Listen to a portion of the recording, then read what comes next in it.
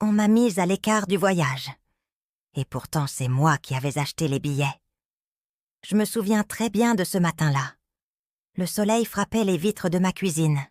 Et pourtant, je n'arrivais pas à sentir la chaleur. Mon cœur était froid. J'avais entre mes mains une enveloppe blanche froissée, encore ouverte, et à l'intérieur, la copie des billets d'avion que j'avais moi-même réservés, 3 mois plus tôt. Paris-Lisbonne, aller-retour, pour toute la famille. J'avais tout organisé, minutieusement, comme je l'avais toujours fait. Depuis la mort de mon mari, je m'étais fait une promesse, offrir aux enfants et aux petits-enfants des instants précieux, loin du quotidien. J'y mettais mes économies, mon énergie, mes rêves de vieille femme qui ne voyage plus beaucoup seule. Cette fois, je voulais que nous soyons réunis, 3 générations dans la même aventure. Je revois encore le moment où j'ai cliqué pour acheter ces billets. Mes mains tremblaient un peu, j'avoue, mais j'avais le sourire aux lèvres. « Tu verras, Jeanne, ils seront heureux », je m'étais dit. Oui, j'y avais mis mon cœur. Mais la veille du départ, tout a basculé. C'est ma belle-fille, Claire, qui a sonné à ma porte. Elle portait une robe claire, ses cheveux tirés en un chignon strict. Dans sa main, son téléphone ne cessait de vibrer. Elle est entrée sans un sourire, comme toujours, avec ce ton sec qui ne me laisse jamais tranquille. « Nous devons parler », a-t-elle lâché, avant même de s'asseoir. Je me suis installée face à elle, inquiète. Ses yeux évitaient là que les miens. Finalement, pour le voyage, tu ne viens pas. Ces mots sont tombés comme un coup près. Je n'ai pas compris tout de suite. Je croyais mal entendre. Comment ça, je ne viens pas? Mais c'est moi qui ai tout organisé, Claire. C'est moi qui ai payé les billets. Elle a levé les yeux au ciel, agacée. Justement. Tu as cru bien faire, mais tu compliques tout. Avec toi, ça devient trop compliqué. Tu ne marches pas assez vite, tu te fatigues. Les enfants n'en profitent pas. C'est mieux ainsi. Je l'écoutais, mais je n'arrivais pas à croire qu'elle osait. Mes mains se sont serrées sur la table, mes doigts blanchis par la colère retenue. « Claire !» ai-je soufflé. Ce voyage, je l'ai offert pour nous tous. J'ai pensé à mes petits-enfants, à leur sourire, à la joie de découvrir autre chose ensemble. Elle m'a coupé net. « Tu n'as rien à faire là-bas. » Ces mots, je crois que je ne les oublierai jamais. Pas un mot de remerciement, pas une once de gratitude.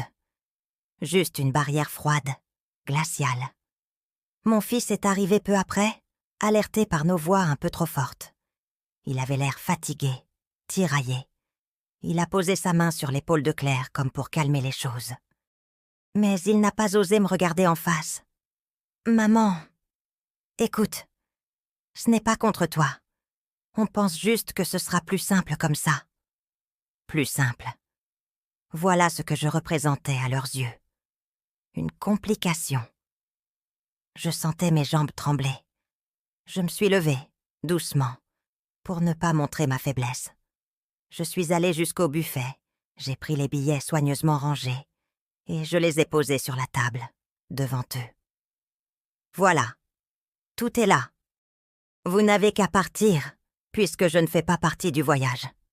Le silence a rempli la pièce. Claire a eu ce petit sourire satisfait, à peine esquissé. Mon fils a soupiré, sans un mot. Et moi, je me suis assise de nouveau, vidée. J'entendais au loin le rire de mes petits-enfants, qui jouaient dans le jardin. Eux ne savaient rien. Eux m'attendaient pour l'aventure. J'ai pensé à leurs yeux brillants, à leurs petites mains, qui se glisseraient dans les miennes, à l'aéroport. Et soudain, une douleur m'a traversée. Je n'y serais pas. Je n'ai pas pleuré. Pas devant eux. Mais à l'intérieur, je me suis brisée. Ce soir-là, seule dans mon lit, j'ai regardé ma valise déjà prête, posée dans un coin. Les vêtements soigneusement pliés, la trousse de toilette refermée, mes chaussures de marche. tout attendait, comme moi. Mais je savais désormais que rien ne se passerait comme prévu. Et pourtant, je sentais au fond de moi que cette histoire ne s'arrêterait pas là. Le lendemain matin, j'ai entendu la voiture démarrer tôt, trop tôt. Par la fenêtre entr'ouverte, le bruit des valises qu'on chargeait dans le coffre m'a transpercé comme une lame. J'étais restée debout dans le couloir, les mains crispées sur ma robe de chambre. Je n'ai pas osé sortir. Je ne voulais pas que mes petits-enfants me voient ainsi, immobile, comme une étrangère à leur joie. Ils riaient, excités. Leur voix résonnait dans la cour. « Mamie va venir aussi ?» a demandé la petite Louise. Un silence embarrassé a suivi. Puis j'ai entendu claire, sèche, expéditive. « Non, mamie ne vient pas cette fois. » J'aurais voulu courir, serrer ma petite fille contre moi, lui dire que j'étais là, que je ne l'abandonnais pas. Mais ma gorge était nouée, mes jambes refusant de bouger. Je suis restée derrière ma fenêtre, prisonnière de ma dignité blessée. Quand le portail s'est refermé et que le bruit du moteur s'est éloigné, un vide immense a envahi la maison. Le tic-tac de l'horloge dans le salon me paraissait soudain assourdissant. Je me suis assise dans la cuisine, seule. La table encore mise pour le petit déjeuner semblait me narguer. Des tasses à moitié vides, des miettes de pain, une odeur de café froid. J'ai posé mes mains sur le bois et j'ai senti mes doigts trembler. Pourquoi? Pourquoi m'avoir exclue, moi qui avais offert ce voyage? Était-ce ma lenteur, mes cheveux blancs, mes gestes moins sûrs? Ou bien était-ce simplement la volonté de Claire de m'effacer, encore une fois, de leur projet? Je repensais à tant d'autres scènes, au dîner, où elle me coupait la parole, aux anniversaires, où elle me plaçait toujours au bout de la table, loin des conversations. Et chaque fois, mon fils restait silencieux, comme absent. J'avais accepté. Mais cette fois, elle était allée trop loin. Les jours suivants furent interminables. Je me surprenais à guetter le téléphone, espérant un message, un mot de mon fils, une photo des enfants. Rien. Le silence. Alors, je me réfugiais dans mes souvenirs. J'ouvrais de vieux albums. Je voyais les sourires de mes enfants petits, leurs vacances d'été, leurs cabanes improvisées. J'entendais encore leurs éclats de rire quand, plus jeune, j'avais organisé pour eux des voyages modestes mais remplis de bonheur. La Bretagne sous la pluie, les Alpes enneigées, même un simple pique-nique au bord de la Loire. J'avais donné tout ce que je pouvais. Et aujourd'hui, je n'étais plus qu'un poids. Un soir, n'en pouvant plus, j'ai osé appeler mon fils. La sonnerie résonnait, longue, interminable. Enfin, sa voix est apparue, mais distante, précipitée. « Maman, je suis désolée, je ne peux pas parler. On est en train de dîner. » Derrière lui, j'entendais les rires, les verres qui s'entrechoquaient, le brouhaha d'un restaurant. Toute la famille réunie, sans moi. « Je voulais juste savoir si vous allez bien. » ai-je murmuré. Un silence, puis un soupir. « Oui, maman. Tout va bien. On t'expliquera en rentrant. » Et il a raccroché. Je suis restée là, le combiné encore à l'oreille, les larmes roulant enfin sur mes joues. Je n'étais pas seulement exclue du voyage, j'étais exclue de leur vie. Les nuits devenaient longues.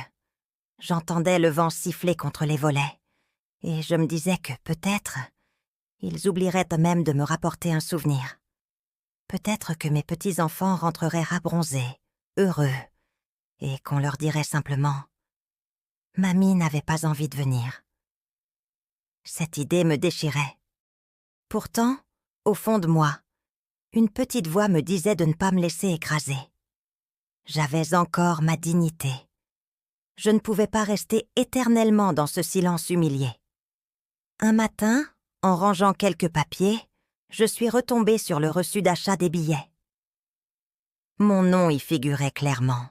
C'était moi, la seule détentrice officielle de la réservation. Les passagers étaient là me lister. Oui, mais la transaction, l'achat, le paiement, tout venait de moi. Un frisson m'a parcouru. Était-il possible que... Je me suis surprise à sourire malgré moi. Je n'étais pas si impuissante que ça. Et c'est là que j'ai compris que le vrai voyage ne faisait que commencer. Quand ils sont rentrés du voyage, 1 semaine plus tard, j'étais déjà prête. Prête dans ma tête, prête dans mon cœur, et surtout, prête avec mes preuves. La maison s'est animée dès que la voiture s'est arrêtée dans l'allée. Les valises ont claqué, les rires des enfants se sont envolés, leurs voix pleines d'enthousiasme. J'ai entendu Louise crier « Mamie, regarde le collier que j'ai acheté au marché de Lisbonne !» Mon cœur s'est serré. Mes petits au trésor ne comprenaient rien de ce qui s'était passé. Ils m'ont sauté dans les bras comme si rien n'avait changé. Et pour eux, rien n'avait changé. Mais moi, j'avais encaissé l'humiliation. À table, le soir même, j'ai observé Claire. Elle parlait fort, racontant chaque détail du voyage, comme si elle voulait m'écraser sous la montagne de moments que je n'avais pas vécus. Mon fils, lui, acquiesçait, distrait, sans croiser mon regard. J'ai attendu le bon moment. Puis, d'une voix calme, presque douce, j'ai dit « Savez-vous ce que j'ai fait pendant que vous étiez partis ?» Le silence s'est installé. Tous les regards se sont tournés vers moi. J'ai sorti une chemise cartonnée que j'avais posée sur la chaise à côté de moi. J'ai rassemblé quelques documents. Les billets d'avion, par exemple. Ceux que j'ai achetés. Je les ai déposés sur la table, lentement. Claire a blêmi. Mon fils a pâli. Ce que vous semblez avoir oublié, c'est que c'est mon nom qui figure en tant qu'acheteuse et détentrice principale de la réservation. Autrement dit, sans moi, aucun de vous n'avait le droit d'embarquer. Je voyais leur visage se crisper. J'ai poursuivi, la voix ferme. Vous avez voyagé grâce à moi, sans mon geste, sans mon argent, sans ma générosité. Ce voyage n'aurait jamais eu lieu. Et moi, celle qui vous l'a offert, vous m'avez laissé derrière. Le choc était palpable. Les enfants, eux, ne comprenaient pas. Ils me regardaient avec de grands yeux ronds, sentant seulement que quelque chose de grave se passait. Claire a voulu réagir. « Ce n'est pas le moment de... »« Si, l'ai-je coupé. C'est le moment. » Ma voix a tremblé, mais je n'ai pas flanché. Vous m'avez humiliée, vous m'avez traité comme un poids, une charge inutile.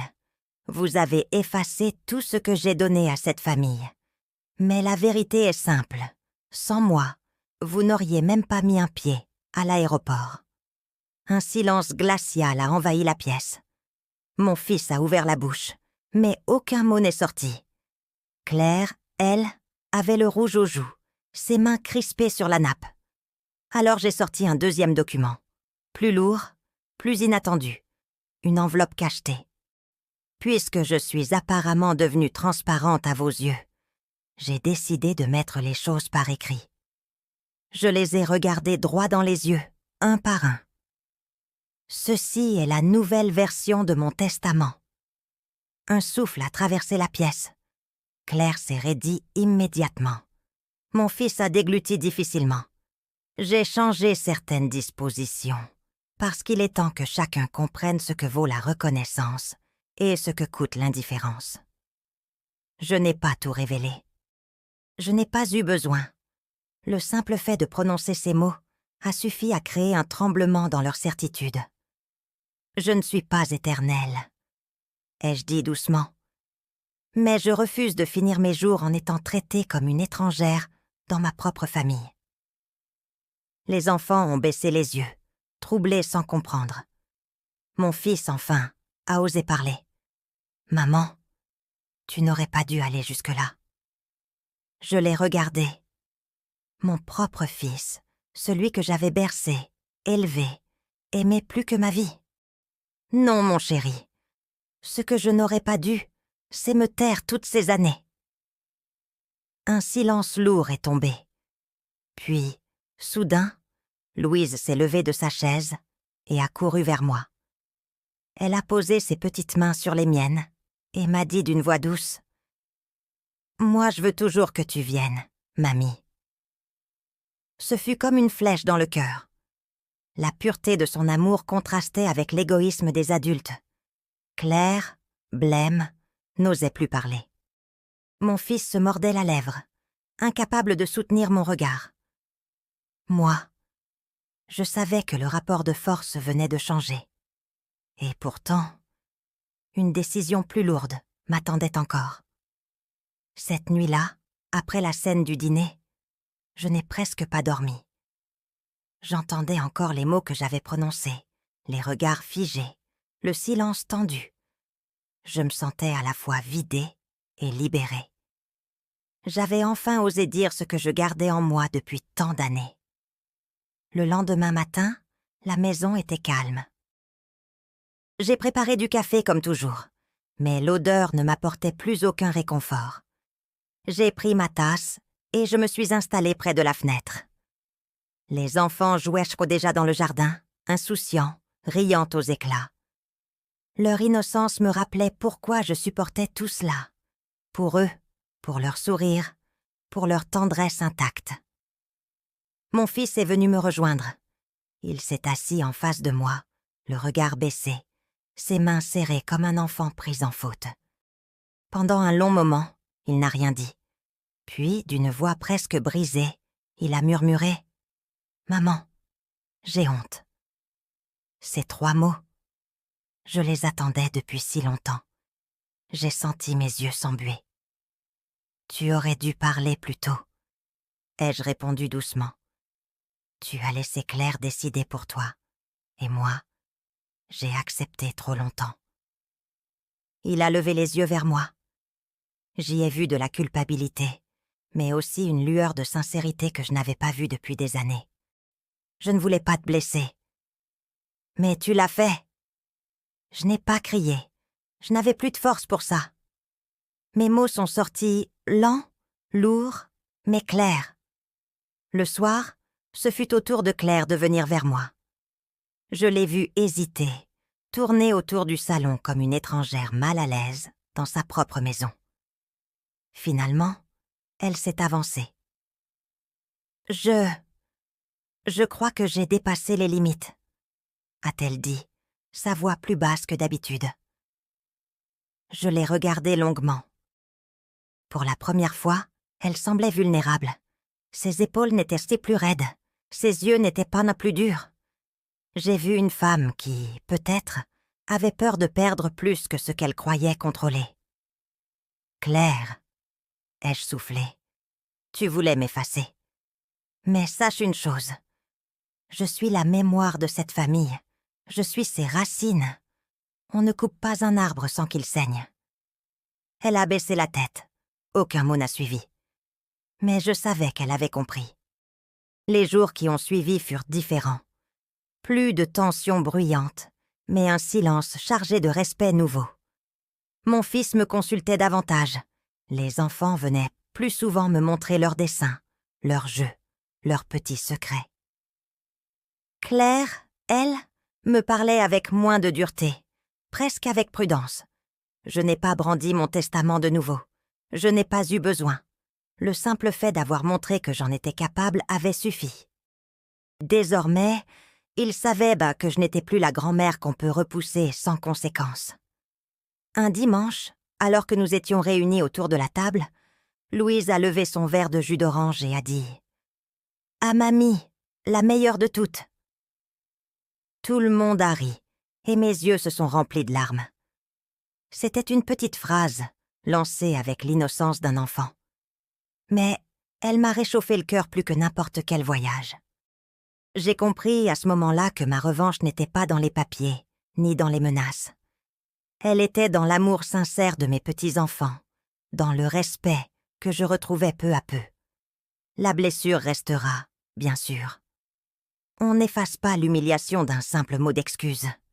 Mais j'ai appris quelque chose d'essentiel. À mon âge, Il n'est jamais trop tard pour se faire entendre. Je ne sais pas combien de temps il me reste. Mais je sais que je ne permettrai plus jamais qu'on me mette à l'écart comme une valise trop lourde. Car je suis encore là. Je suis debout. Je suis leur mère, leur grand-mère. Et je ne serai jamais un fardeau.